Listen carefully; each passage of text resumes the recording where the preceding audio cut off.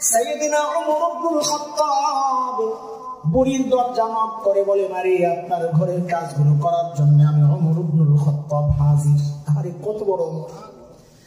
বুড়ি ভেতর থেকে জবাব দেন, বাবারে প্রতিদিন যে আল্লাহর বান্দা আমার ঘরের কাজগুলো করেন তিনি ইতিমধ্যেই কাজ করে চলে গেছেন, কাজ পায় নাই। হযরত ওমর চিন্তা করলেন কাজ তো করাই লাগবে। ওই চিন্তায় হযরত ওমর পরদিন আসলেন তাহাজ্জুদের সময়। কখন? বুড়ির দরজা নক করে বলে, মারে আপনার ঘরের কাজগুলো করার জন্য আমি ওমর ইবনুল খাত্তাব হাজির। হযরত ওমরকে অবাক করে বুড়ি আজকেও জবাব দিচ্ছেন, বাবারে প্রতিদিন যে আল্লাহর বান্দা আমার ঘরের কাজগুলো করেন তিনি ইতিমধ্যেই কাজ করে চলে গেছেন।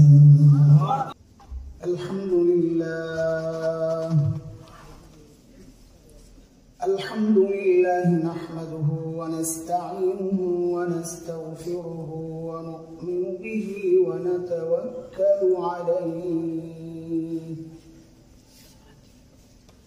ونعوذ بالله من شرور أنفسنا ومن سيئات أعمالنا من يهده الله فلا مضل له ومن يضلله فلا هادي له وأشهد أن لا إله إلا الله وحده لا شريك له وأشهد أن سيدنا وسندنا وحبيبنا ومولانا محمدا عبده ورسوله اللهم صل على محمد وعلى آل محمد كما صليت على إبراهيم وعلى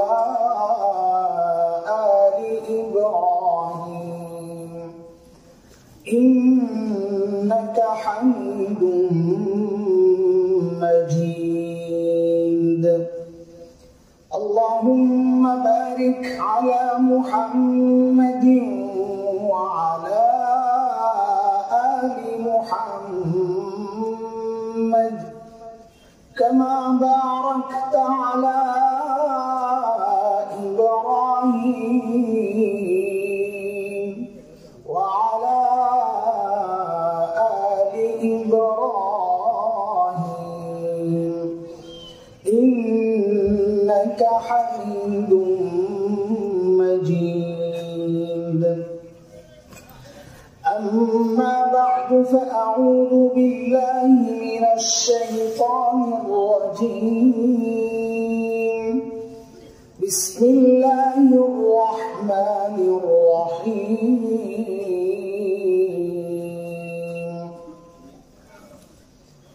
يا أيها الذين آمنوا اتقوا الله ولتنظر نفس ما قدمت لغد ولتنظر نفس ما قدمت لغد واتقوا الله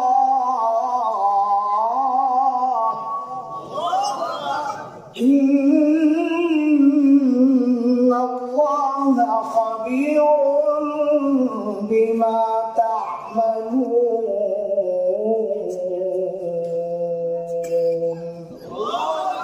آمنت بالله صدق الله العلي العظيم আচাই মদিনাতুল উলুম মাদ্রাসা ও এতিমখানার হাফেজ ছাত্রদের দস্তারবন্দি উপলক্ষে আয়োজিত আজকের এই তাফসীরুল কোরআন মাহফিলের সম্মানিত সভাপতি, উপস্থিত হযরত উলামায়ে কেরাম, মুরব্বিয়ানে নিজাম, দূর দূরান্ত থেকে আগত ইসলাম প্রিয় সুধী সমাজ, প্রিয় ছাত্র ভাইয়েরা, যুবক বন্ধুরা, পর্দার আড়ালের মা ও বোন, আল্লাহ সুবহানাহু ওয়া তাআলার অশেষ মেহেরবানি, করুণা, দয়া, যে মহান মালিক লাখো কোটি মানুষ থেকে বাছাই করে দ্বীনি এই মজলিসে আমাকে আপনাকে আসার বসার তৌফিক দান করেছেন। এটা মালিকের অনেক বড় দয়া আর করুণা। কুরআন আল কারীমের মধ্যে আসছে, মালিক বলেন, দিন বুঝার জন্য আমি যার দিলটা খুলে দিই, দিন মানা, দিন জানা, দিন শেখার মানসিকতা যাকে দান করি, এটা অনেক বড় নিয়ামত। কত বড় নিয়ামত! আল্লাহ বলেন যে বান্দাকে এই নিয়ামত আমি দান করি, ওই বান্দা সারাক্ষণ আমার স্পেশাল নূরের আওতায় থাকে। দুর্ভাগ্য তার জন্য যার দিল শক্ত, দিন বুঝতে চায় না, মানতে চায় না, জানতে চায় না, শিখতে চায় না। আল্লাহ বলেন এরা স্পষ্ট গুমরাহিতে নিমজ্জিত। সূরা জুমার আয়াত নম্বর 22-এ রব্বুল কারীম এই কথাটা বলেছেন। মালিক বলেন, أفمن شرح الله صدره للإسلام فهو على نور من ربه فويل للقاسية قلوبهم من ذكر الله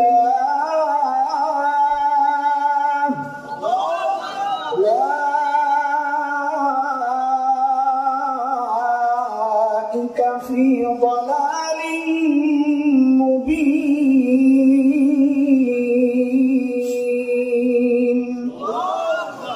এই আয়াতের মধ্যে রব্বুল কারীম এই কথাগুলো বলেছেন।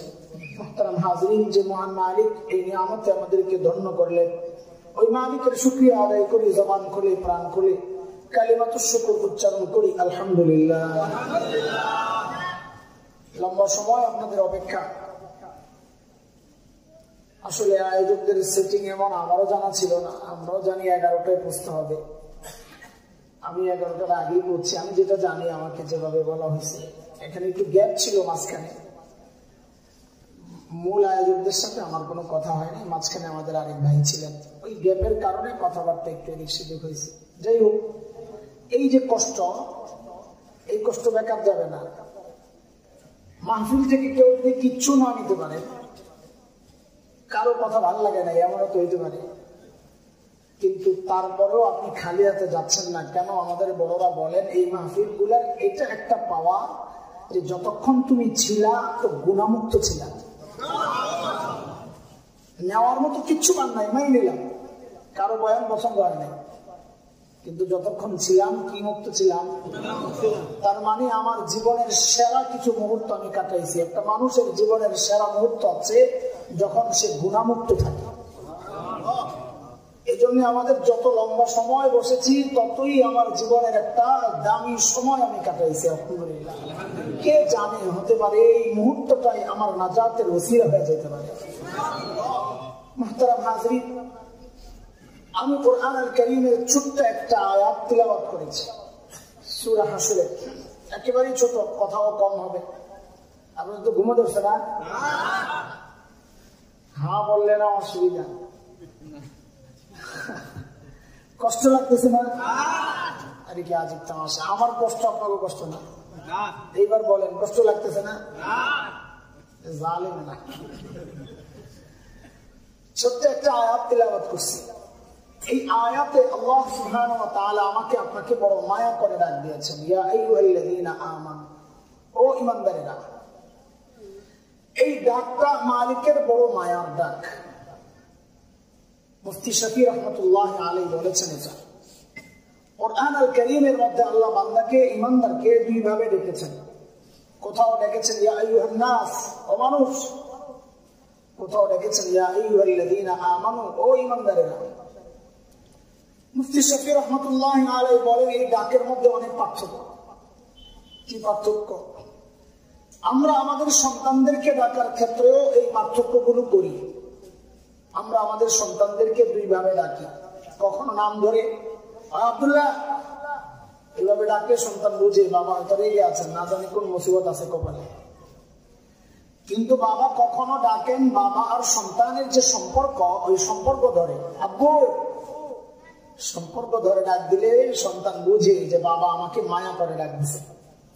ঠিক আল্লাহ তাআলা যখন নাম ধরে ডাকেন ও মানুষ, তখন বুঝে নেওয়া যে আল্লাহ হয়তো রেগে আছে। কিন্তু বান্দার সাথে আল্লাহর যে সম্পর্ক, ঈমানের সম্পর্ক, ওই সম্পর্ক ধরে যখন আল্লাহ ডাক দিয়ে বলেন ও ঈমানদারেরা, তখন বুঝে নেওয়া যে আল্লাহ তাআলা আমাকে বড় মায়া করে ডাক দিয়েছে। আমি যে আয়াত পড়েছি, এই আয়াতে আল্লাহ মায়া করে ডাক দিয়ে কি বলছেন? ইয়া আইয়ুহাল্লাযীনা আমানুত্তাকুল্লাহ ওয়াল তানজুর নাফসুম মা কদ্দামাত লিগাদিন ওয়াত্তাকুল্লাহ।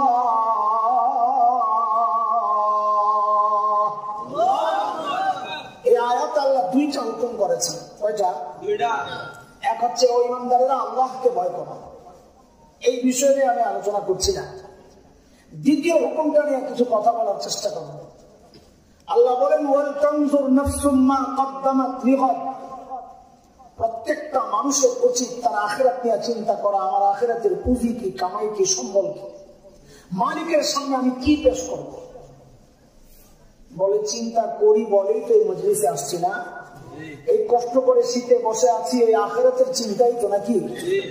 কিন্তু দোস্ত, আমাদের আখিরাতের ফিকির গুলো যেমন হওয়া দরকার, যা যা করা দরকার, যেমনটা করা দরকার, ঠিক তেমন হচ্ছে কিনা, না ঘাটতি আছে, ঘাপলা আছে, ত্রুটি আছে, বিচ্যুতি আছে, আমরা কেমনে বুঝবো? তো আল্লাহ সুবহানাহু ওয়া তাআলা আমাদের উপর দয়া করেছেন, রহম করেছেন। আল্লাহ আমাদের সামনে মডেল রাখছেন, মডেল, নমুনা, যে তুমি তোমার আমলকে, ঈমানকে সাহাবীদের ঈমানের সাথে মিলাও। সাহাবীরা আমাদের নমুনা, মডেল। আল্লাহ বলেন তুমি তোমার ঈমানকে সাহাবীদের ঈমানের সাথে মিলাও। যদি মিলে যায় তো তোমার ঈমান ঠিক আছে, না মিললে ভেজাল আছে। ঠিক করে নাও। কার কথা এটা? না আমি হুজুর বলতেছি, বলেন না কার কথা? মালিক বলেন فَإِنْ آمَنُوا بِمِثْلِ مَا آمَنْتُمْ بِهِ فَقَدِ اهْتَدَوْا وَإِنْ تَوَلَّوْا فَإِنَّمَا هُمْ فِي شِقَاقٍ।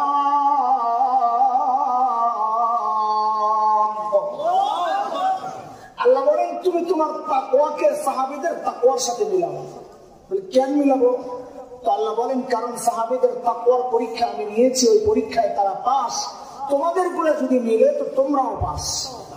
কথা কার? মালিক বলেন উলাইকাল্লাযীনা ইমতাহানাল্লাহু কুলুবাহুম লিত্তাকওয়া লাহুম মাগফিরাতুন ওয়া আজরুন আযীম।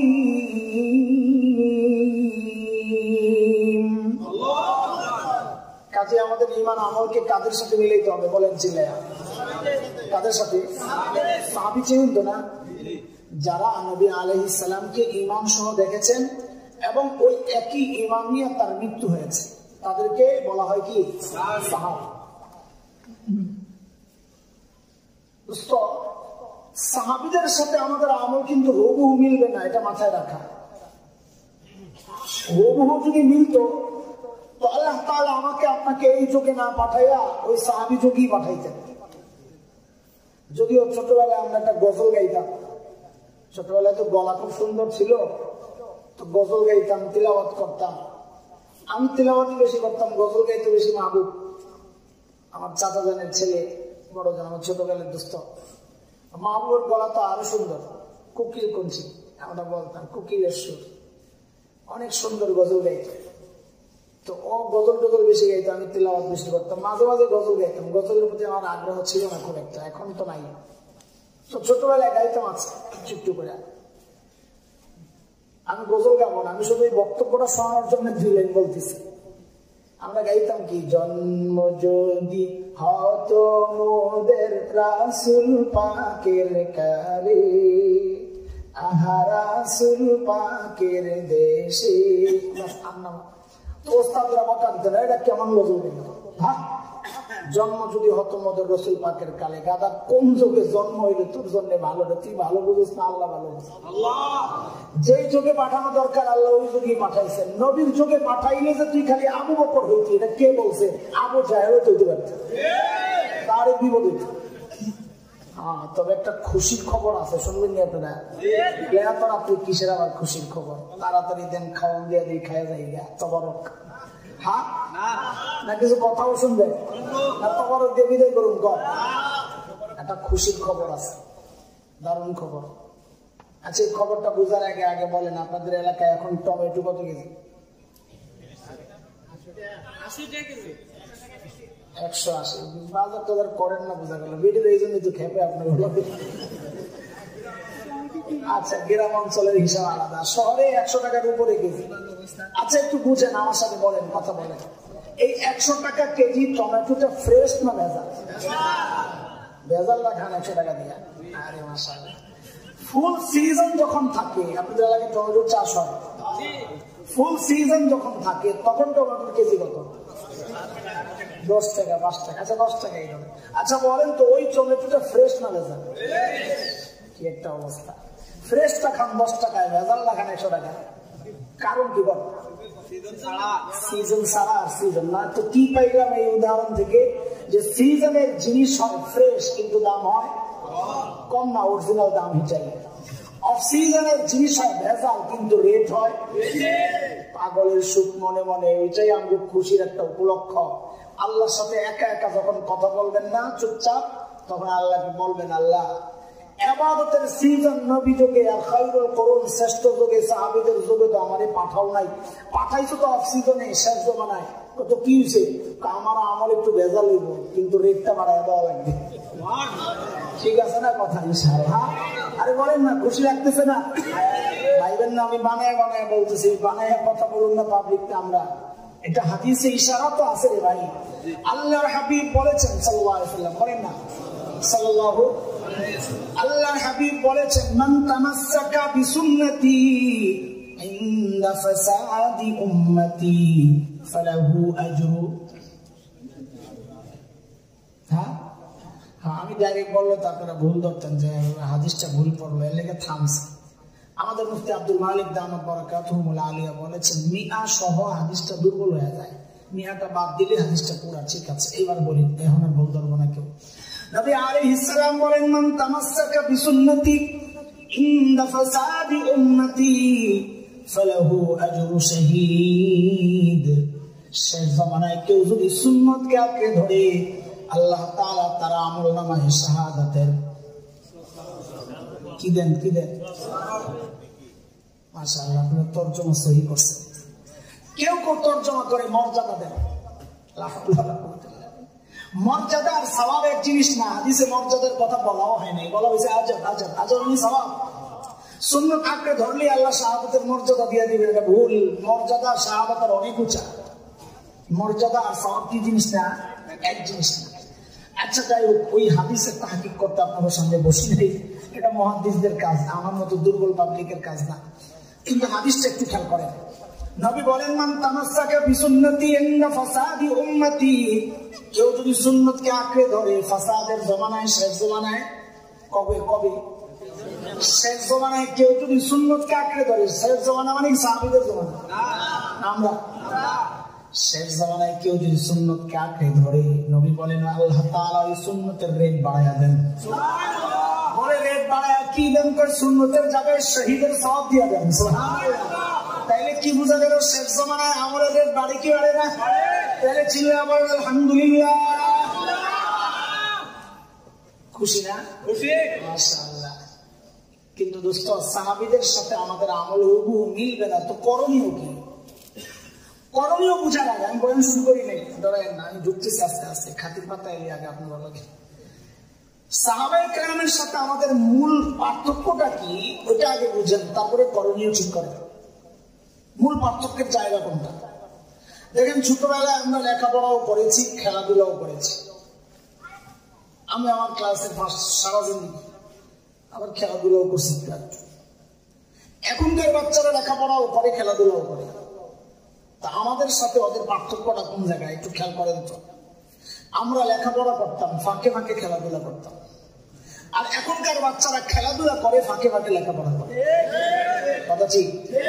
ঠিক সাহাবীদের সাথে আমাদের পার্থক্যের মৌলিক পয়েন্ট এটা। সাহাবায়ে কেরাম দুনিয়ার কাজও করতেন, বকরি চড়াইছেন, খেজুর গাছ চাষ করছেন, ব্যবসা করছেন, আখিরাতের কাজও করতেন। আমরা দুনিয়ার কাজও করি, আখিরাতের কাজও করি। পার্থক্য কোন জায়গায়? সাহাবায়ে কেরাম আখিরাতের কাজ করতেন, ফাঁকে ফাঁকে দুনিয়ার কাজ করতেন, আর আমরা দুনিয়ার কাজ করি, ফাঁকে ফাঁকে আখিরাতের কাজ করি। পার্থক্য বুঝে আসছে? এই গ্যাপ কমানো দরকার। আল্লাহ এই গ্যাপ কমাইতে বলতেছেন। দুনিয়ায় জিন্দেগিতে সাহাবীদের যত কাছাকাছি আসতে পারবো, হাসরেও সাহাবীদের তত কাছাকাছি থাকতে পারবো ইনশাআল্লাহ। সাহাবীদের আখিরাতের প্রস্তুতি আর ফিকির কেমন ছিল, এটা সাহাবীদের হালত জীবন না জানলে তো শুনবেন না, বুঝবেন না।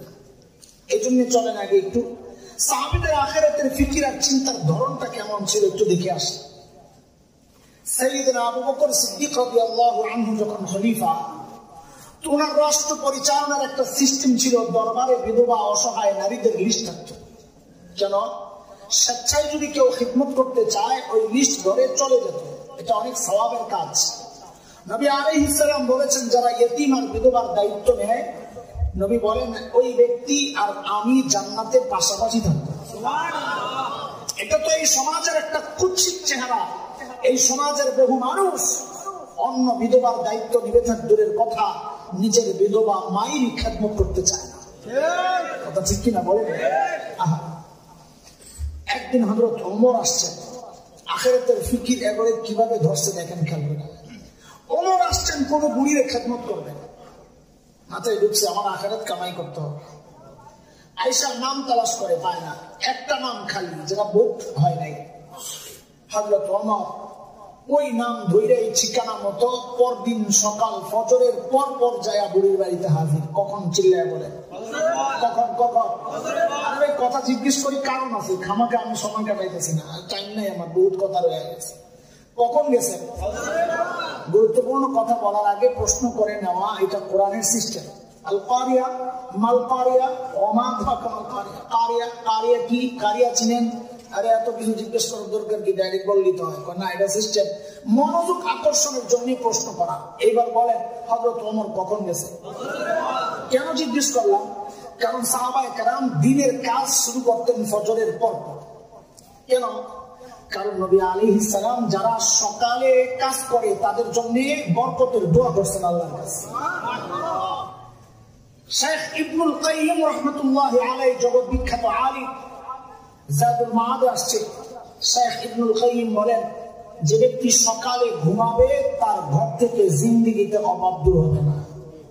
এইবার কম্বল গাও দিয়ে ভালো করে ঘুমান, আর বিকালে হুজুরের কাছে যাই একটা তাবিজের জন্য। হুজুর দোকানে বেচা কিনা হয় না, বরকতের কাম তো তুমি সকালে ঘুমায়া খাইছো। কথা বল না?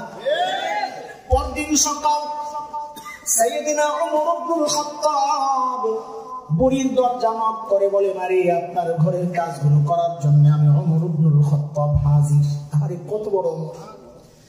বুড়ি ভেতর থেকে জবাব দেন, বাবারে প্রতিদিন যে আল্লাহর বান্দা আমার ঘরের কাজগুলো করেন, তিনি ইতিমধ্যেই কাজ করে চলে গেছেন, কাজ পায় নাই। হযরত ওমর চিন্তা করলেন কাজ তো করাই লাগবে। ওই চিন্তায় হযরত ওমর পরদিন আসলেন তাহাজ্জুদের সময়। কখন? কখন? বুড়ির দরজা নক করে বলে, মারে আপনার ঘরের কাজগুলো করার জন্য আমি ওমর ইবনুল খাত্তাব হাজির। হযরত ওমরকে অবাক করে বুড়ি আজকেও জবাব দিচ্ছেন, বাবারে প্রতিদিন যে আল্লাহর বান্দা আমার ঘরের কাজগুলো করেন, তিনি ইতিমধ্যেই কাজ করে চলে গেছেন। কখন? কথা বলে না? চিনেন তাহাজ্জুদের সময়? কখন বলেন? কত সোজা জবাব। ঠিক আছে, এই পারফেক্ট, শাবাশ। কিন্তু আমার মাকসাদ ওটা না, আমি ভিন্ন একটা ব্যাখ্যা দেওয়ার জন্য কথাটা জিজ্ঞেস করছি। তাহাজ্জুদের অর্থ হইল এই জমানার ব্যাখ্যা। এই যুগের পোলাপাইন ফেসবুক আর ইউটিউব বন্ধ করে যখন ঘুমাইতে যায়, ওদেরও তাহাজ্জুদের পড়ছে। কথা ঠিক আছে না? রাত্রে যারা চুরি করতো এবং বাজার বড় মন্দা, কারণ যেই ঘরের দরজা জানালার সিটা দিয়ে দেখে মানুষ ঘুমাইছেনি, দেখ কোনো না কোনো আল্লাহ বান্দা আসমানের দিকে মনোযোগ দিয়ে শুয়ে রয়েছে। আরে কথা কন না চিল্লে। এইবার হযরত ওমরের টনক নড়ছে, কিরে এত রাতে কে কাজ করার জন্য আসে?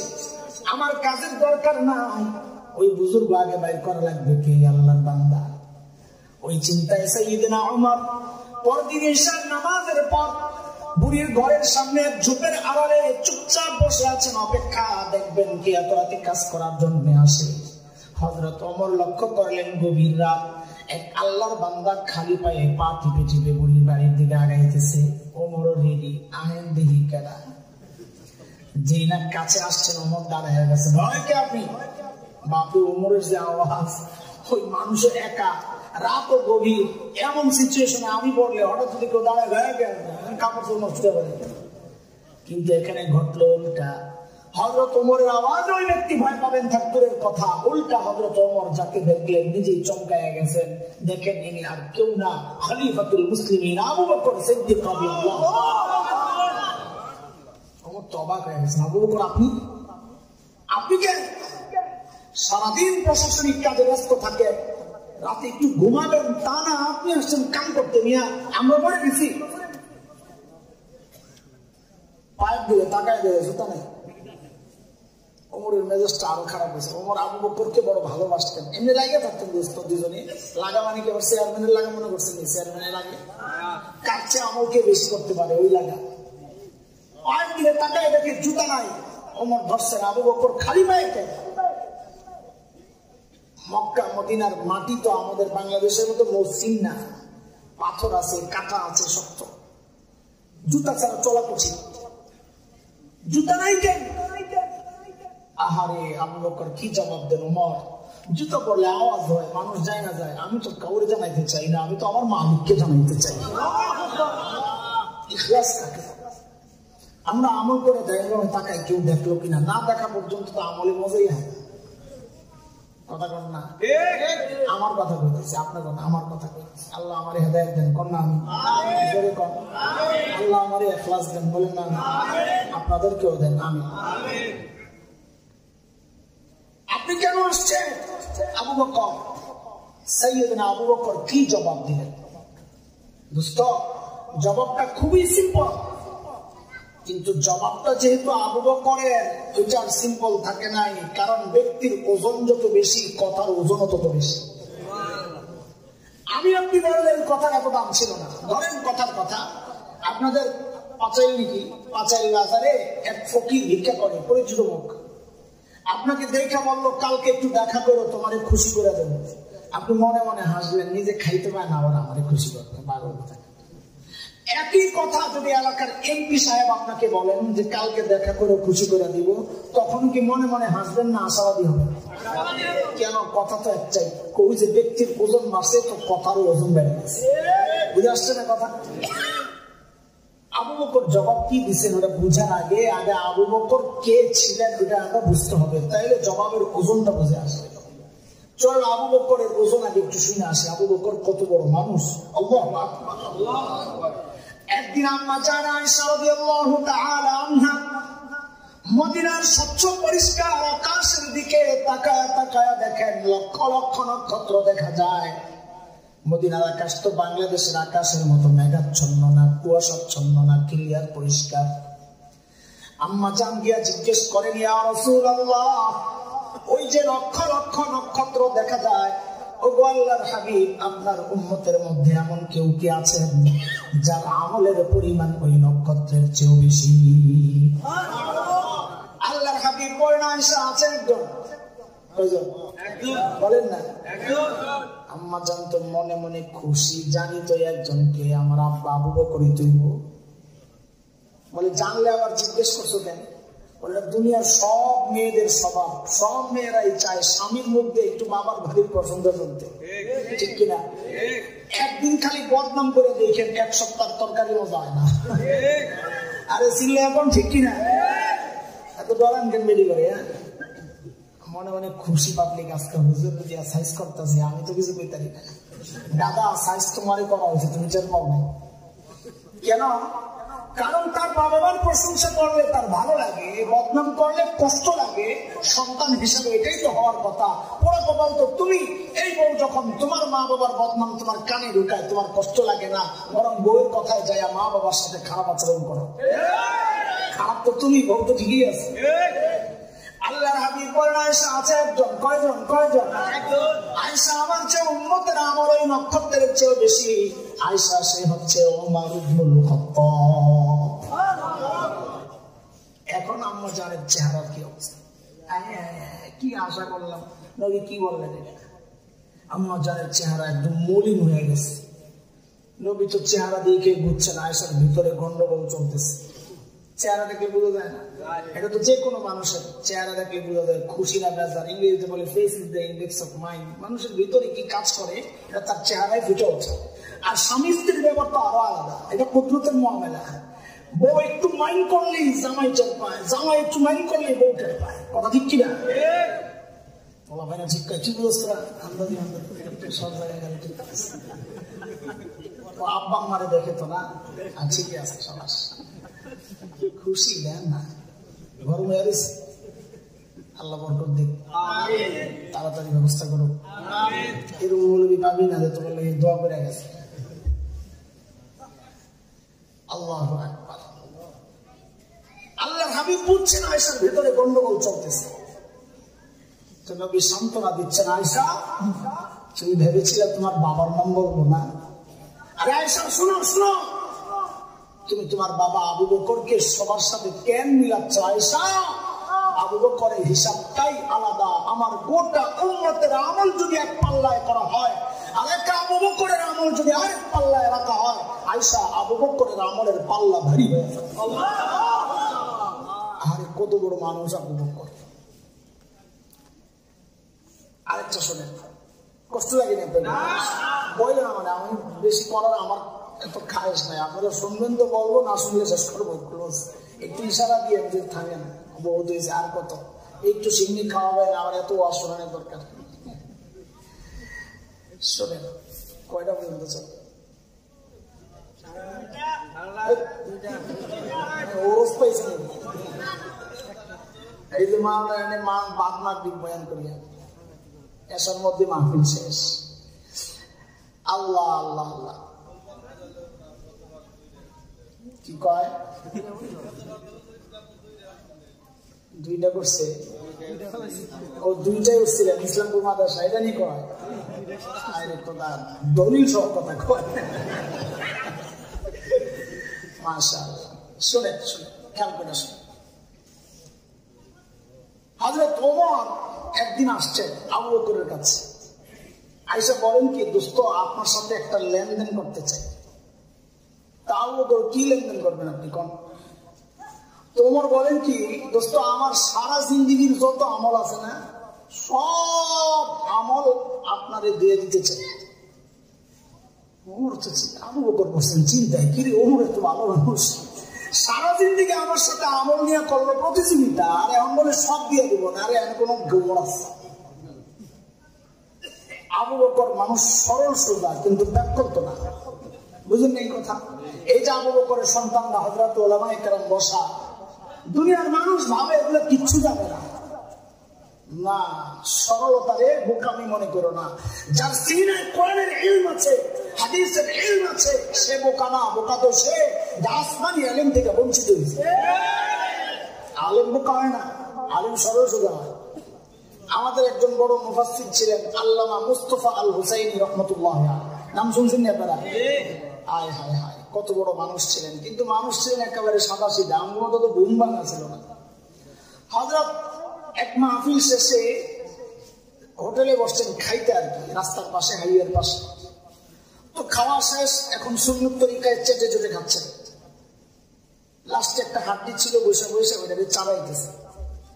পাশের টেবিলে ভদ্রলোক বসে বসে চা খায়। কি খায়? মামাদের চা খায়। ওই বেটা দেখছে হুজুর যে হাড্ডি চাবায়। দুনিয়া এমন কিছু মানুষ আছে যারা দাড়িওয়ালা টুপিওয়ালা দেখলেই চুলকানি শুরু হয়। এটা শুধু দামরাই নাই, পাশাইলে তো নাই। ওই আল্লাহর বান্দা যে দেখছে হুজুর হাড্ডি চাবায়, মনে মনে চিন্তা করছে ব্যাককল মোল্লারে সাইজ করার একটা সুবর্ণ সুযোগ। চায়ের কাপটারে হাতে বেয়ে হুজুরের টেবিলের সামনে দাঁড়ায় এক্সকিউজ মি। হুজুর ইয়েস বলেন না। হুজুর একটা কথা জিজ্ঞেস করতে চাইছিলাম, করেন না। বলে আপনাদের এলাকায় কুত্তায় কি খায়? ওই যে হুজুর যে হাড্ডি খাইতেছে না বদমাস, ওইদিকে ইঙ্গিত করে কি করতেছে, আপনাদের এলাকায় কুত্তায় কি খায়? মনে করছে ব্যাক করলে হুজুর এই কথা জিজ্ঞেস করলে হুজুর মনে কান্দে কান্দে বুঝিয়ে দেবো। হুজুর যে মহাপন্ডিত এত টের পায় না। যে জিজ্ঞেস করছে আপনাদের এলাকায় কুত্তায় কি খায়, হুজুর আস্তে করে ওর দিকে না তাকায় কয় আমাদের এলাকায় কুত্তায় চা খায়। মৌলবী ব্যাক করবে না? আরে মৌলবী কি হয় না রে, সরল সোজা হয়। দিনদাররা ব্যাককল হয় না, সরল সোজা হয়। বাটপার তো মুনাফিক। আমাদের কাসিম নানতুবি রাহমাতুল্লাহি আলাইহি দারুল দেওবন্দ মাদ্রাসার প্রতিষ্ঠাতা, কত বড় মানুষ। ইংরেজ বিরোধী আন্দোলনের অন্যতম সিপাহ সালার, যার আঙ্গুলের ইশারায় গোটা হিন্দুস্তানের হিন্দু মুসলমান উঠে বসে, এত বড় ব্যক্তিত্ব। ইংরেজরা হযরতকে গ্রেফতার করবে। হযরত দারুলের পাশে একটা ছোট্ট মসজিদ, 7টা মসজিদ, হযরত ওই মসজিদে থাকতেন। ইংরেজরা টের পায় মসজিদের চারদিক থেকে ঘেরাও করছে।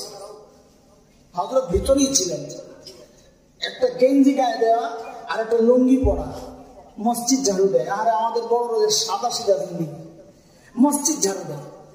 ইংরেজরা ঢুকা হুজুরে দেখা মনে করছে মসজিদের খাদেম কাদেম, কারণ তখন তার ফেসবুক আছিল না যে ওয়ালে ওয়ালে হুজুরের ছবি ঘুরে, মরার ছবিও ঘুরে, জেতা ছবিও ঘুরে। আরে পোড়া কপাল। তো ইংরেজরা মনে করছে এত বড় নেতা, পেটটা তো কমপক্ষে আমরা দাউন ভাই হুজুরের মতো অদরকার, এত বড় নেতা। হুজুর দেখে পছন্দ হয় না। তো যায়া জিজ্ঞেস করতেছে, ওই কাসিম নানতুবি কাহা হয়? কাকে জিজ্ঞেস করতেছে?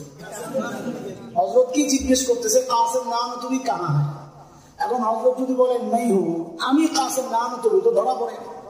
আর যদি বলেন মুঝে পাতা নেই, আমি জানি না, তো মিথ্যা হয়। আলেম কি হয় না? বোকা হয় না। হযরত কি করছেন? মুহূর্তের মধ্যে যেখানে দাঁড়ায় আছিলেন ওখান থেকে সইরা একটু এদিকে আসছেন। আগের জায়গাটা ফাঁকা হয়েছে না? এমন একটা ভাব লইছে যে কথাটা বুঝতে একটু দেরি হয়েছে। কে আবার কাসিম নানতুবি? ও আচ্ছা, ও তো আমি হাতে তো একটু আগে এখানে ছিল, তো কথা তো মিথ্যা না, একটু আগে তো এখানেই ছিল, এখন তো দাঁড়ায়।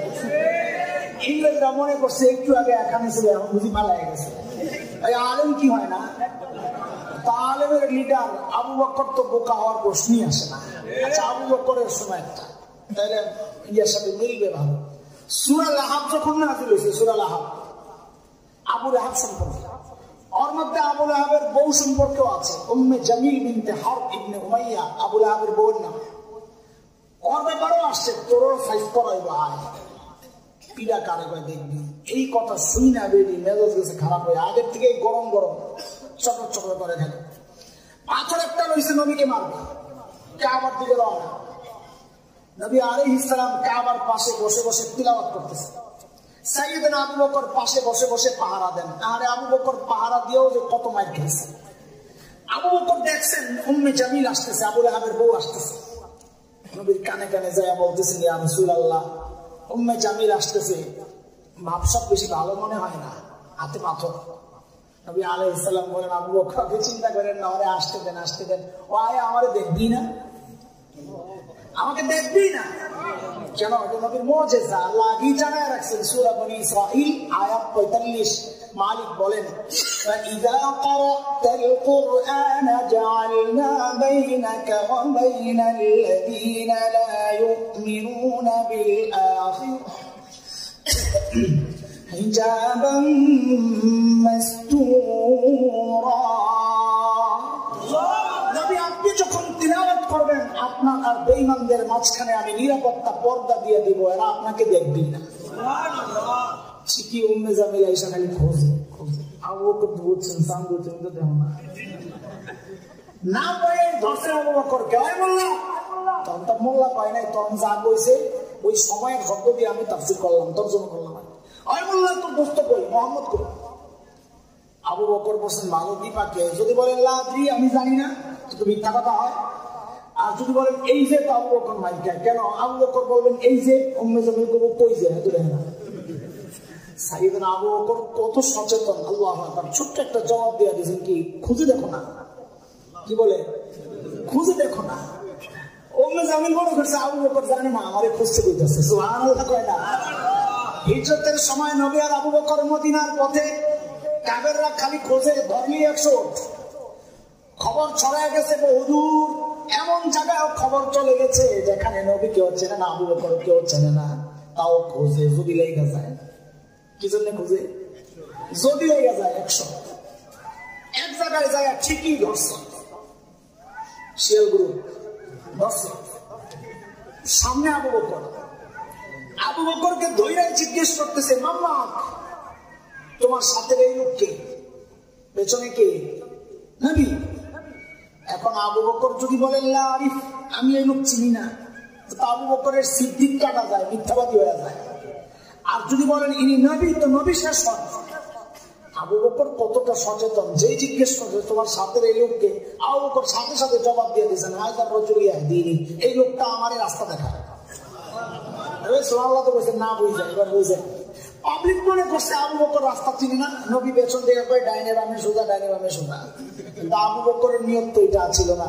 আবু বকরের নিয়ত ছিল হাযা রাজুল ইয়াহদিনি ইলাল জান্নাহ, এই লোকটা আমারে জান্নাতের রাস্তা দেখায়। সাইয়েদনা আবু বকর কি ছিলেন না? বোকা ছিলেন না? ওমর যখন বললেন আবু বকর আমার সারা জিন্দেগির আমল আপনাকে দিয়ে দিতে চাই, আবু বকর আস্তে করে বললেন, ওমর বুঝলাম, কিন্তু একটু বলেন না আমার আবার কি দেওয়া লাগবে।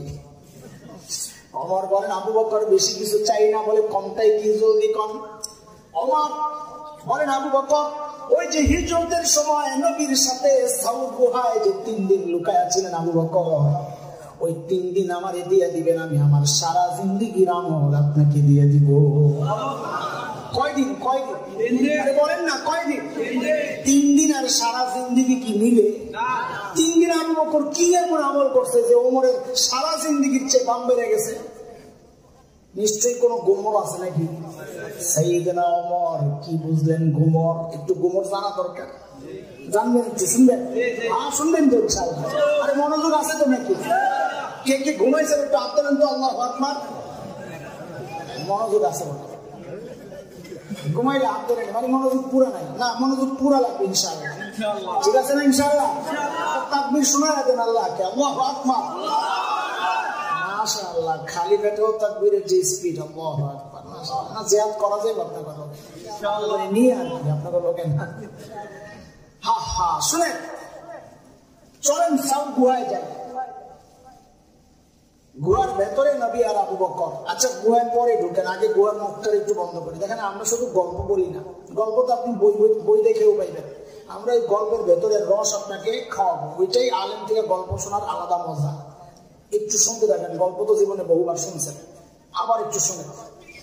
গুহার মুখে কে কে জানি বাসা বানাইছিল, এখন ওয়াজের পরীক্ষা হবে। ওয়াজ মুখস্থ রাখেন না, খালি ভুলে যান, এখন পরীক্ষা হবে। বলেন, গুহার মুখে কে কে বাসা বানাইছিল? কবুতর আর মাকড়সা না? আচ্ছা, এইবারের উত্তরটা যে দিতে পারবো এর সঠিক পুরস্কার, উত্তর দিলে পুরস্কার দেবো ইনশাআল্লাহ। আমার ভাই দিবেন, বিশ্বাবুজুর দিবেন। বলেন তো, কবুতরের দিবেন না? ইনশাআল্লাহ দিব, ইনশাআল্লাহ। কন্যা দিবেন না? দিলে আমার চাচাই দিব, আপনার দরকার নাই। আর কবুতরের ডিম পাশে পাঠাবো। কয় কি সাহস কত বেটা? কয়টা পারছো? 2টা। কয় পারে না? একজনে কয় 2টা পারছে না, একটাই পারছে। তো কবুতর চাপ পালা না। এখন কোন কোন মুরব্বী বয়ে চিন্তা করতেছে, নবীর সাথে সংশ্লিষ্ট একটা গল্প নিয়ে দেখি মোল্লা তামাশা করতেছে। নবীর দুশ্মন আমি আর তামাশাই করতেছি কেন? কারণ মুহাদ্দিসরা বলেছেন কবুতরের গল্পটা পুরাই জাল, বানোয়াট, মিথ্যা কথা। কবুতরই আমরা বসে বসে ডিম করি। এই দোষ আপনাদের না, এই দোষ আমাদের। গল্প তো আমরাই শোনাইছি। তবে মাকড়সার জালের গল্পটা এটা দুর্বল, জাল না। কি দুর্বল আর জাল এক জিনিস না। বর্ণনাকারীদের কোন সমস্যা থাকলে ওই হাদিস হলো দুর্বল, এই হাদিসটা দুর্বল। যেহেতু একজনের মর্যাদার আলোচনা হচ্ছে, মুহাদ্দিসরাই বলেছেন মর্যাদা ফজিলত বলার ক্ষেত্রে দুর্বল হাদিস আনা যায়। সেই হিসাবে আমি ওই হাদিসের একটা প্রসঙ্গ আনতেছি একটা কথা বোঝানোর জন্য। আচ্ছা বলেন, এইবার গুহার ভেতরে নবী আর আবু বকর, মনোযোগ দিয়ে শোনা লাগবে, একটু গভীরের কথা। গুহার ভেতরে নবী আর আবু বকর, আল্লাহ তাআলা যদি চাইতেন গুহার মুখটাকে পাথর দিয়া একদম প্যাকেট করে যেন বোঝা না যায় এখানে গুহা আছে, ভেতরটাকে জান্নাতের টুকরা বানায় দিলে পারতেন কি পারতেন? পারতেন। আল্লাহ তা করেছিলেন? কি করেছেন? গুহার মুখের মধ্যে মাকড়সার বাসা। মাকড়সার বাসা কেন এত শক্তিশালী যে কাফেররা ওটা ছিন্ন করে ভেতরে ঢুকতে পারবে না? এমন নাকি? কথা বল না, না দুর্বল? কত দুর্বল? সূরা আনকাবুতে আসছে মাকড়সার বাসা কত দুর্বল। আল্লাহ বলেন ওয়া ইন্না আহওয়ানাল বুয়ুতি লাবাইতুল আনকাবুত। জগতের সবচেয়ে দুর্বল ঘরের নাম হচ্ছে মাকড়সার ঘর। তাইলে আল্লাহ তাআলা এই দুর্বল ঘর দিয়া নবী আর আবু বকরের নিরাপত্তার ব্যবস্থা কেন করলেন? বুঝার জিনিস কিনা? অবস্থা খেয়াল করেন। আল্লাহ জগৎবাসীকে জানায় দিচ্ছেন, এ আমার বান্দারা দেখো, আমি যদি আমার দিন বাঁচাতে চাই তো লাখো সৈন্যের দরকার হয় না, ট্যাঙ্ক কামানের দরকার হয় না, সাবমেরিনের বোমারু বিমানের দরকার হয় না, পারমাণবিক অস্ত্রের দরকার হয় না। আমি আমার দিন বাঁচাইতে চাইলে মাকড়সার জাল দিয়েই বাঁচাই দিতে পারি। কিন্তু শর্ত আছে। শর্ত হলো ঈমান লাগবে আবু বকরের ঈমান। ওই ভিতরে যারা আছে এগো ঈমান লাগবে। ঈমান দুর্বল হইলে আমার সাহায্য আসবে না। আর যার ঈমান দুর্বল শক্তিশালী তার জয়ের জন্য অস্ত্র লাগে না, আল্লাহর নুসরত আর সাহায্যই যথেষ্ট। কথা ঠিক কিনা? এটা ইতিহাস। যাদের মালিক ছিল তারা জয়ী হয়েছে, যাদের মালিক ছিল না তারা পরাজিত হয়েছে। একটা ছোট্ট ঘটনা শোনাই আপনাদেরকে। শেখ উমর মুখতার রহমতুল্লাহি আলাইহি শতাব্দীর অন্যতম শ্রেষ্ঠ বিপ্লবী বীর, নাম শুনছেন নি? আচ্ছা, না শুনলেও সমস্যা নাই। লিবিয়া, ইটালিয়ানরা যখন লিবিয়া দখল করে, ইটালিয়ানদের বিরুদ্ধে সশস্ত্র লড়াই করছিলেন শেখ উমর মুখতার। অল্প কয়েকজন সঙ্গী, পুরাতন রাইফেল, দুর্বল, এগুলো দিয়ে লড়াই করতেছেন। ইটালিয়ানরা সিদ্ধান্ত নিল বোমারু বিমান দিয়ে বম্বিং করবে। একজন এসে বলল, হযরত, এলাকা ত্যাগ করা দরকার। বলে কেন? বলে আমাদের কাছে তো বোমারু বিমান নাই, আমাদের কাছে তো বিমান বিধ্বংসী অস্ত্র নাই, আমরা মোকাবেলা কেমনি করবো? মারা পড়বো, চলেন জায়গায়।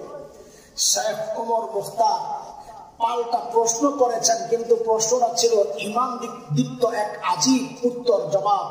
শেখ ওমর মুখতার আস্তে করে জিজ্ঞেস করতেছেন, এই ওদের বিমানগুলো কি অনেক শক্তিশালী নাকি? হ্যাঁ, অনেক শক্তিশালী। শেখ ওমর মুখতার বলেন, কত শক্তিশালী? ওই বিমানগুলা আরশের উপরে দেওয়া যায় না আরশের নিচে দেওয়া যায়। বলেন কি আপনি? কোথায় আরশ, কোথায় সাত আসমান, কোথায় মহাশূন্য, এর কত নিচে দিয়ে বিমানগুলা যায়? শেখ ওমর মুখতার বলেন, তোর বুকার তৈলেন ডরে আলাপ কি? আমি তো মনে করছি আরশের উপরে দিয়ে যায়। এমনি কইতাছ আরশের উপরে দিয়ে গেলে না ডরাইতাম যে আমাকে রক্ষা করবেন, যে আরশের মালিক।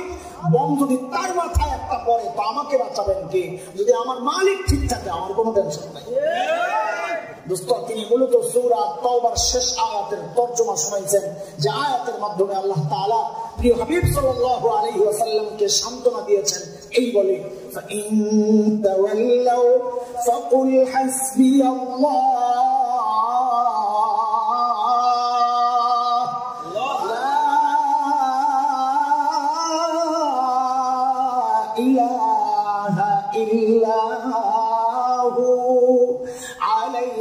توكلت وهو رب العرش العظيم।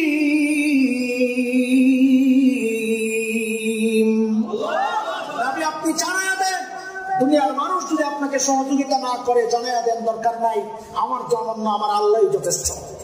আমার আল্লাহর শক্তি জানো, তিনি আরশে আযীমের রব। আল্লাহু আকবার বলেন। এর দোস্ত, ইতিহাস কথা বলে, এটাই তো ইতিহাস। নমরুদের মালিক ছিল না, নমরুদ পরাজিত হয়েছে। খলিল ইব্রাহিমের মালিক ছিল, তিনি জিতে গেছেন। ফেরাউনের মালিক ছিল না, ফেরাউন পরাজিত হয়েছে। মুসা আলাইহিস সালামের মালিক ছিল, তিনি জিতে গেছেন। বিলালে হাবশির মালিক ছিল, বিলালে হাবশি জিতে গেছেন। উতবা, শাইবা, আবু লাহাব, আবু জাহেলদের মালিক ছিল না, তারা পরাজিত হয়েছে।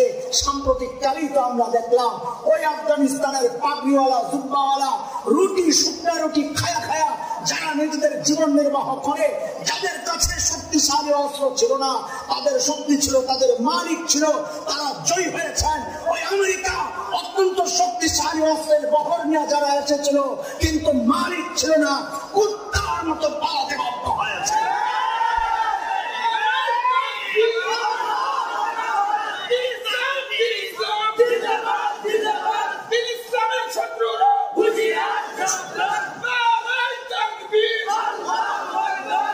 সাইয়েদনা আবু বকর গুহার ভেতরে নবী আলাইহিস সালাম সাইয়েদনা আবু বকরের কোলে মাথা রেখে ঘুমাইতেছিলেন। খেয়াল করেন, নবী ঘুম থেকে উঠে দেখেন যে আবু বকরের চেহারার মধ্যে চিন্তার ছাপ একটু ভাঙ্গা নেই।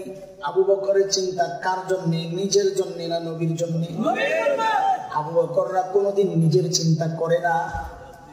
আরে আবু বকর তো দূরের কথা, আবু বকরের ছোট্ট মেয়ে হযরত আসমা, আহা এশকে রাসূল কারে কয় দেখো মিয়া, হযরত আসমা ছোট্ট বাচ্চা। নবী আর আবু বকর যখন সাউর গুহায়, আরে দোস্ত সাউর গুহা কত উঁচা জানেন নি আপনারা? হেরা গুহায় আমি উঠছি, ঢুকছি গুহায়, কিন্তু সাউর গুহায় ওঠার জন্য কয়েকবার চিন্তা করেছি। পাহাড়ের নিচে যায় উপরের দিকে তাকাইলে যখন দেখি উপরের মানুষগুলোকে সাদা পিঁপড়ার লাইনের মতো লাগে, তখন আশা হারায় ফেলছি, আমার দ্বারা সম্ভব না, এত উঁচা। এখন তো পাথর কাইটা কাইটা সিঁড়ি বানানো হয়েছে, আগে তো সিঁড়িও ছিল না। ওই ছোট্ট আসমা প্রতিদিন কুস্তায় করে করে বকরি চড়ানোর বাহানা করে করে ওই গুহার ভেতরে যায় নবী আর বাবাকে খাবার দিয়ে আসতেন। এই জন্য নবী ডাইকা মোহাব্বত করে বলতেন জাতুন নিতাকা কুরসাওয়ালি কুরসাওয়ালি। একদিন আল্লাহর হাবিব লক্ষ্য করলেন হযরত আসমার কপাল ফেটা রক্ত ঝরছে। নবী জিজ্ঞেস করেন আসমা, আরে কোথায় মনে হয় পড়ে গিয়েছিলা? হযরত আসমা বলেন, না ইয়া রাসূলুল্লাহ, রাস্তায় আজকে আবু জাহেলের হাতে পড়েছিলাম। আবু জাহেল আমাকে ধরে বলে, আসমা তোমার বাবা আর নবী কোথায় আছে তুমি জানো? বলো, নাইলে কিন্তু মাইরা ফেলবো। আমি আবু জাহেলকে জানায়া দিছি, আবু জাহেল আমি মিথ্যা বলবো না, আমি জানি কিন্তু বলবো না। ছোট্ট বাচ্চার ইমানের চেতনা খেয়াল করেন।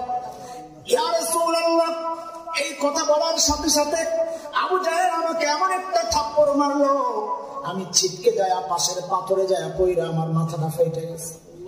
আমি যখন দাঁড়াই আবু জাহেল আমার গলা টিপা ধরছে, বলে আসমা নবী কোথায় আছে বলো, নাইলে তোমারে মাইরা ফেলবো। আমি আবু জাহেলকে বললাম, শোনেন শোনেন, মাইরেন কোনো সমস্যা নাই, কিন্তু আমার কথাটা একটু শুনে নেন।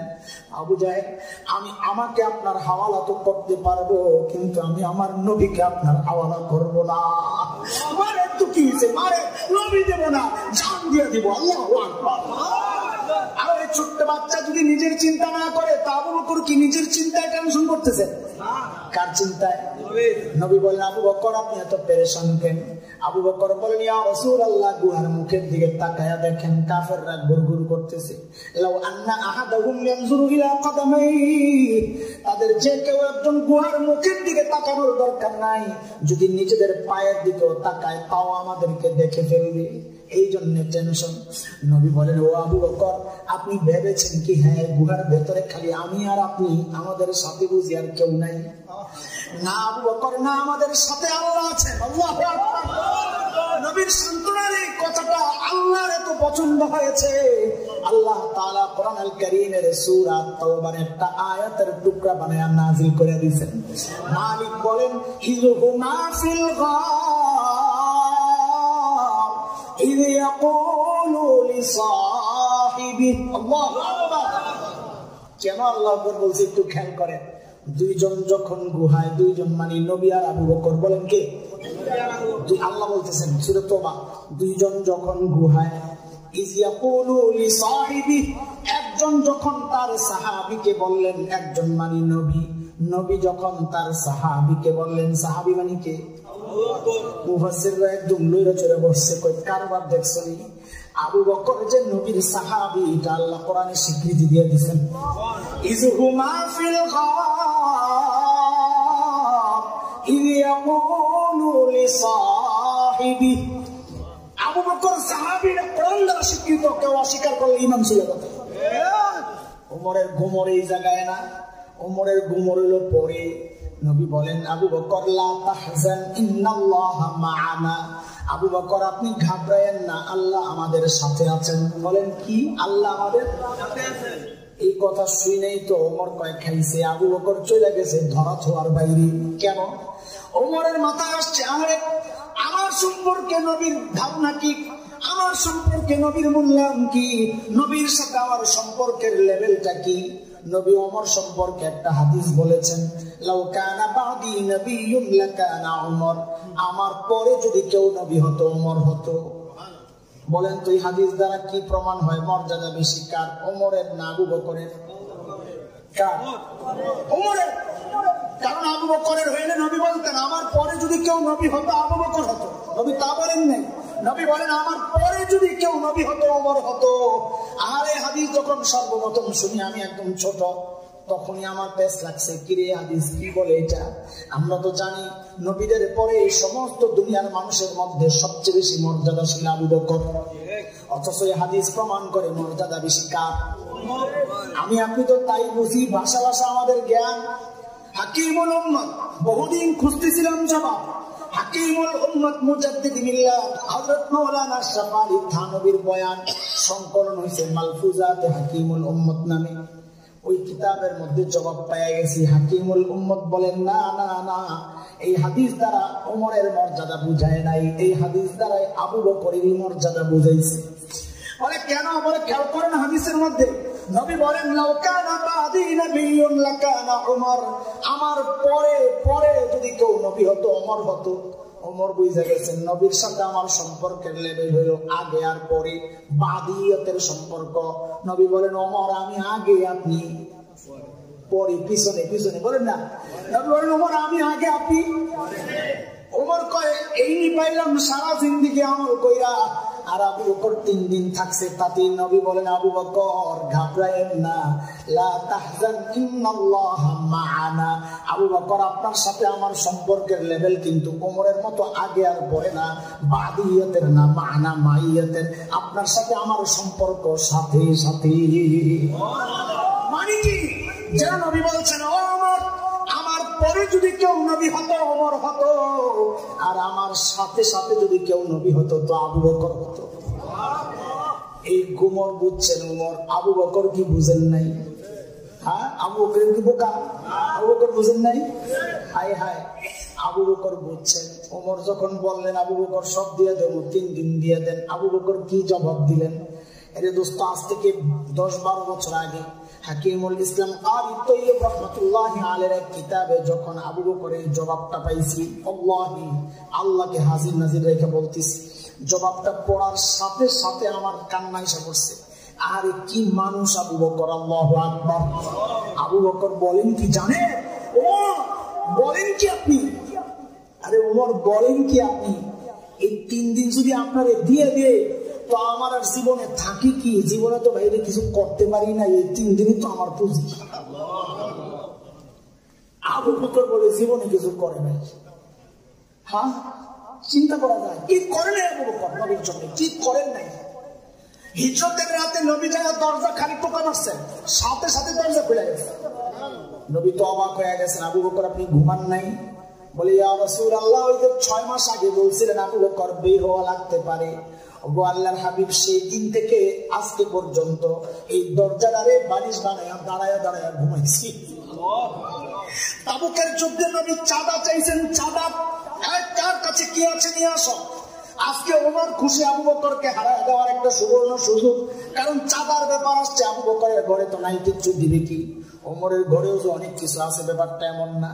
তারপরে আবু বকরের চেয়ে একটু বেশি। ওমর দৌড়ে গেছেন ঘরে, যায় ঘরে যা ছিল সামান 2 ভাগ করছেন, 1 ভাগ রেখে আসছেন, অর্ধেক রেখে আসছেন, অর্ধেক নবীর কাছে নিয়ে আসছেন। ইয়া রাসূলুল্লাহ আমার চাঁদা। নবী জিজ্ঞেস করতেছেন মা আবকাইতা, ওমর ঘরে কি রেখে আসছেন?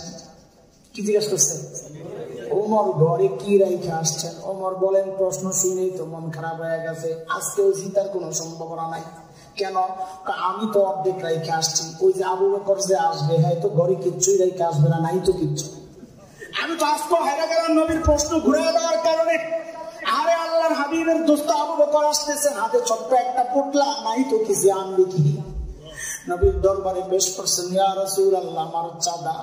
আল্লাহর হাবিব জিজ্ঞেস করেন মা আবকাইতা, আপনি ঘরে কি রেখে আসছেন? আরে আবু বকর কি জবাব দিবেন? আগে আবু বকরের ছোট্ট মেয়ে আসমার জবাবটা তো শোনো। হিজরতের সময় নবী আর আবু বকর যখন মদিনার রাস্তায়, আবু বকরের বাবা আবু কুহাফা তখনও মুসলমান হন নাই, আবু বকরকে দেখতে পারে না, ঘরেও যায় না, সম্পর্ক নষ্ট। কিন্তু আবু বকর যাওয়ার পর এখন ভিতরে ভিতরে একটু জ্বলে, নাতিপুতির জন্য মায়া তো লাগে, দাদা তো, রক্ত তো এক। 3 দিন 4 দিন পর আবু কুহাফা আবু বকরের ঘরে যায়, ওই যে নাতনি আসমাকে ডেকেছেন, ও দাদু ভাই, বাবা তো মনে হয় ঘরে কিচ্ছু রেখা যায় নাই, আম্মুকে জিজ্ঞেস করো না কি লাগবে। ছোট্ট আসমা জবাব দেন, দাদু ভাই আপনি কোনো টেনশন করেন না, আব্বা যাওয়ার সময় ঘরে যথেষ্ট পরিমাণ রেখে গেছে। আবু কুহাফা চলে গেছে। কিছু দূর যাওয়ার পর আবু কুহাফার মাথায় আসছে, আরে আমার ছেলে আবু বকরকে তো আমি চিনি, সন্তানের চরিত্র সম্পর্কে সবচেয়ে ভালো জানে বাবা মা, কথা ঠিক কিনা? আবু কুহাফা কিছু দূর যায়, মাথায় আসছে আমার সন্তান আবু বকরকে তো আমি চিনি, ঘরে যথেষ্ট পরিমাণ রেখে যাওয়ার মতো ব্যক্তি তো আবু বকর নাই, কথাটা কেমন কেমন জানি লাগতেছে। আবু কুহাফা আবার ফেরত আসছে, আয়েশা আসমাকে দেখে জিজ্ঞেস করতেছে, ও দাদু ভাই যথেষ্ট পরিমাণ তো রেখে গেছে বুঝলাম, একটু বলো না কি রেখে গেছে। হযরত আসমা জবাব দেন, দাদু ভাই আব্বা যাওয়ার সময় ঘরে আল্লাহ আর তার রাসূলকে ওইটাই আমাদের জন্য যথেষ্ট, আপনি টেনশন করেন না। সন্তানের জবাব যদি এই হয়, বাবা আবু বকরের জবাব কি হইতে পারে? সাইয়েদনা আবু বকর জবাব দিচ্ছেন, ইয়া রাসূলুল্লাহ আসার সময় ঘরের বেড়াগুলো থাপড়ায়া থাপড়ায়া আসছি, কারণ মাঝে মধ্যে সুই গেঁথে রাখতাম, সুই থাপড়ায়া থাপড়ায়া আসছি, যেন ঘরে একটা সুই পর্যন্ত না থাকে, ওই সুইটা যেন আমার কোনো মুজাহিদ ভাইয়ের কাছে আসে। আল্লাহর হাবিব ঘরে একটা সুই পর্যন্ত রাইখা আসি নাই, আসার সময় কেবল আল্লাহ আর তার রাসূলকে রাইখা আসছি। এই আবু বকর বলতেছেন, আমার জীবনে কিচ্ছু করি নাই, 3 দিন লয়া গেলে তাকে কি রে ভাই? আল্লাহু আকবার। আরে দোস্ত, আবু বকরের মর্যাদা বৈশা বৈশা সারা রাত সময় শেষ হবে না। আমি আবু বকরকে খুব পড়ি, কারণ অনেক মহব্বত করি। আমার কাছে মনে হয় এমন ব্যক্তিত্ব, আল্লাহু আকবার, কি মানুষ এটা, আল্লাহু আকবার। চলেন অনেক রাত হয়ে গেছে, ওই যে বুড়ির বাড়ির সামনে থেকে আনছিলাম, মনে আছে? ওমর যখন বললেন, আবু বকর এই গভীর রাতে আপনি কেন আসছেন কাজ করার জন্য? এই কাজগুলো তো আমাদেরকে দিলেও হয়তো আমরাও তো পারতাম। আবু বকর কি জবাব দিচ্ছেন? বলছি দোস্ত, জবাবটা খুবই সিম্পল, কিন্তু জবাবটা যেহেতু আবু বকরের, এই জন্য জবাবের ওজন বেড়ে গেছে। আবু বকর কি বলেন জানেন? ওমর বলেন কি? হ্যাঁ ভাই, এই কাজগুলো আপনাদেরকে দিলেও পারি, দিতে পারতাম, তো আপনি আসছেন কেন? তাও বকর বলে, ভাই আমি কি আমার আখিরাত কামাই করবো না? তোরাই করবি, আমার লাগবে না আখিরাত, তোমরাই কামাইবা। ওমর এত বড় মানুষ, দোস্ত শোনো, এক হাদিস তো শোনাইলাম, নবী বলেছেন আমার পরে নবী হলে ওমর হতো, এত বড় মানুষ ওমর। এক হাদিসে নবী বলেছেন, ওমরু ফিল জান্নাহ, ওমর জান্নাতি। আমি আপনি হকের উপর চললে বলা হয় লোকটা হকপন্থী। ওমর সম্পর্কে নবী বলেছেন উল্টা কথা, দারাল হাক্কু হাইসু দারা, ওমর যেদিকে যায় হক তো তার পেছনে পেছনে যায়। আল্লাহর হাবিব জান্নাতে যায় হযরত ওমরের বাড়িটা দেখছেন, দুনিয়ায় এসে নবী খুশি আর আনন্দ প্রকাশ করতেছেন, আহারে ওমরের বাড়িটা দেখছি কি যে সুন্দর, কি যে সুন্দর, আমার মন চাইছিল একটু বাড়ির ভেতরে ঢুকি, না জানি ভেতরটা কত সুন্দর, কিন্তু আমি ঢুকি নাই, কারণ ওমরের আত্মমর্যাদা বোধ, গায়রত সম্পর্কে আমি জানি, প্রেস্টিজ সম্পর্কে জানি, ঢুকলে যদি ওমর মাইন্ড করে এজন্য ঢুকি নাই, কারণ এটা শরীয়তের নির্দেশ, কারো ঘরে অনুমতি ছাড়া ঢোকা যায় না। সূরা নূরে আসছে না, ইয়া আইয়ুহাল্লাযীনা আমানু লা তাদখুলু বুয়ুতান গায়রা বুয়ুতিকুম হাত্তা তাস্তানিসু ওয়া তুসাল্লিমু আলা আহলিহা। কারো ঘরে অনুমতি ছাড়া ঢোকা নিষেধ। নবী বলেন আমি এই জন্য ঢুকি নাই। মুফতি তাকি ওসমানী হাদিস বর্ণনার সময় লেখেন, আহারে এই কথা শুই নাই হযরত ওমর হাউমাউ করে কান্না শুরু করছেন, আমি কাফির ইয়া রাসূলুল্লাহ, আপনার সাথে আমার আত্মমর্যাদা বোধ, কেন একটু ঢুকলেন না আপনি, কেন একটু ঢুকলেন না ইয়া রাসূলুল্লাহ? এত বড় মানুষ ওমর, অথচ আখিরাতের ফিকির ভিতরে কিভাবে ঢুকছে দোস্ত। মৃত্যুর মুহূর্তে জীবন সায়ান্নে হযরত ওমর আবু লুলু নামক এক মাজুসির ছেলে বিষাক্ত খঞ্জর দিয়া ফজরের নামাজের সময় হযরত ওমরের পেটে যখন চালা নাড়ি বুড়ি বের হয়ে গেছে, কাপড় দিয়ে পেঁচায়া হযরত ওমরকে শোয়া দেওয়া হয়েছে মসজিদে নববীর ফ্লোরে। ওমর বেহুশ, একজনের কোলে মাথা, একটু হুশ ফিরছে তো নামাজের খবর নিছেন। দ্বীনের ব্যাপারে ওমর কতটা সিরিয়াস ছিলেন, ওই অবস্থায়ও দেখেন যে এক ছেলের কাপড় টাকনুর নিচে, ওই অবস্থায় ডাক দিচ্ছেন ওই কাপড় টাকনুর উপরে ওঠা। এরপর কি করছেন হযরত ওমর? আহারে জান্নাতের সুসংবাদ পাওয়া ওমর, আল্লাহু আকবার, এত বড় মানুষ ওমর, যাকে দেখলে শয়তান ভয়ে আর ওই রাস্তায় থাকতো না, আরেক রাস্তায় চলে যেত। এত বড় ওমর যে একটু হুশ ফিরছে, নিজের মাথাটাকে ওই যে কোল থেকে নামায়া মসজিদে নববীর ফ্লোরের উপর নিয়ে রাখছেন। ওই ফ্লোরটা কি ছিল? পাকা, টাইলস করা, মোজাইক করা, কার্পেট দেওয়া, কি ছিল? মাটি। মাটি। এত বড় মানুষ ওমর নিজের মাথাটাকে নিয়ে মাটির উপর রাখছেন, রাইখা গালগুলার মাটির সাথে ঘষেন আর কামবেন, ঘষেন আর কামবেন, আর বলতেছিলেন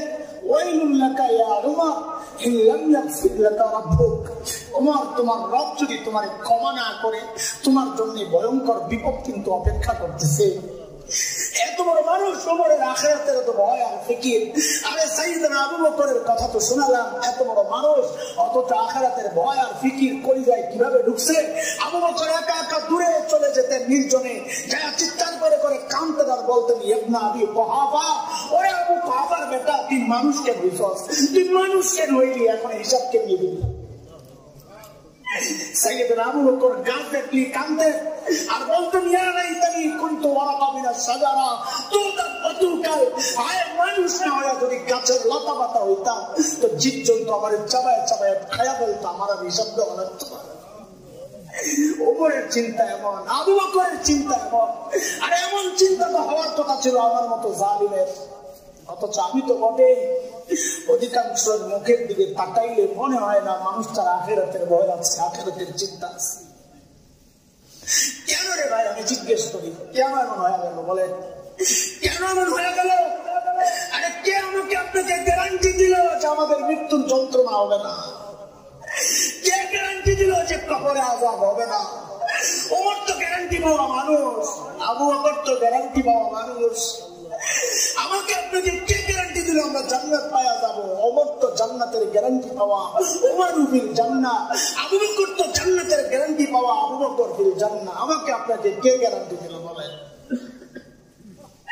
চুল বাইটা সাদা হয়ে গেছে, গুনাহ ছাড়তে পারে না। দাড়ি বাইটা সাদা, গুনাহ ছাড়তে পারি না। কবে ছাড়বে বলে? কবে? আর কত আর কত আর কত? হে যুবক, মালিকের কবে হবি বল? তুই ভাবতেছিস মরা এখন অনেক দেরি আছে না? আরে মৌতের কোন টাইম নেই রে ভাই। কে জানে এই মজলিসে এমন মানুষ আছে যার কাফনের কাপড় তো দোকানে এসে পড়ছে। আরে এমনও তো কালকে খবর পাইতে পারেন বয়ান করে গেল বানা হাসান জামিল তো দুনিয়ায় না, এই খবর তো আসতে পারে। কোন ভরসা এভাবে দিন কাটতেছে বলেন না? কোন ভরসা? কি আছে বুঝিয়া? আমি তো কান্দি, আরে আমার তো কোনো বুঝি নাই, কি নিয়ে দাঁড়াবো? কি নিয়ে দাঁড়াবো? যৌবনের 32 বছর পার করলাম, কই কই ঘুরে সবাই নষ্ট করলাম। আর প্রত্যেক দিন যদি একবার করে সুবহানাল্লাহ বলতাম, আমার রব্বে কতগুলো সুবহানাল্লাহ চলছে। আর প্রত্যেক দিন যদি 2 রাকাত নফল নামাজ পড়তাম, আমার নামায় কতগুলো নামাজ জমা হতো। আর একবার করে যদি ইস্তেগফার করতাম, আমার নামায় কতগুলো ইস্তেগফার জমা হতো। আর কি করলাম জীবনে? এর জবাব ভাই আমার পাগুলো দে, একটু হাতটা রাখবি।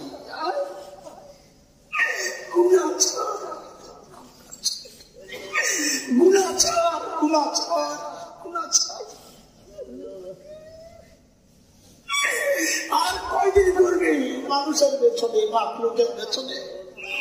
এবার তো মালিকের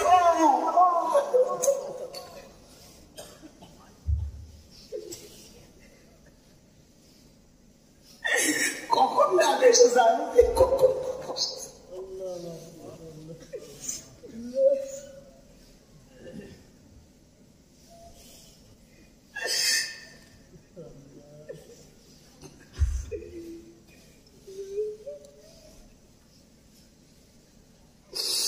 আজকের এই মজলিস থেকে যাবো তো গুনাগুলো রেখেই যাবো ইনশাআল্লাহ। একটা গুনাহ নিয়ে বাড়িতে যাইতে রাজি না ইনশাআল্লাহ বলেন। ভয় নাই কারণ আমাদের একজন মালিক আছে, তো একজন মালিক আছে, বড় আজীব মালিক। এটা দুনিয়ার মানুষ তো অপরাধীদেরকে খোঁজে শাস্তি দেওয়ার জন্য, আর আমার মালিক অপরাধীদেরকে খোঁজে মাফ করার জন্য। এমন মালিক থাকতে গুনাহ নিয়ে বাড়ি যাওয়ার কোনো কারণ নাই। হযরত আছেন, দোয়া করবেন, তওবা করে ইস্তিগফার করে দুনিয়ার সব গুনাহ জীবনের যা আছে সব সাফ করে আগামী থেকে এই মুহূর্তের পর থেকে নতুন এক জীবন শুরু করার প্রতিজ্ঞা নিয়ে এই মাহফিল থেকে বিদায় নেব ইনশাআল্লাহ। বলেন না ইনশাআল্লাহ? দুইটা ওয়াদা দেই, বলেন আমার সাথে, গুনাহ করব না ইনশাআল্লাহ। ওয়াদা দেন, গুনাহ করব না ইনশাআল্লাহ। যদি হয়ে যায় তো রাখবো না। দ্বিতীয় ওয়াদা, রাখবো না গুনাহ করব না। 1 নম্বর ওয়াদা, বলেন গুনাহ। 2 নম্বর গুনাহ রাখবো না। মনে থাকবে ইনশাআল্লাহ। এটাই আজকের মাহফিলের শেষ সবক। গুনাহ করব না, গুনাহ রাখবো না। পাক সাফ থাকবো। গুনাহ হয়ে গেলে পরিষ্কার করে ফেলবো, কি আসে যায়। আল্লাহ তো শুধু দিয়েই রাখছেন, তুই খালি আমার ডাক দে, আমি তো গফফার, আমি গফুর, আমি তো নিজের নাম রাখছি ক্ষমা করনেওয়ালা। তুই না চাইলে আমি কারে ক্ষমা করুন রে বান্দা?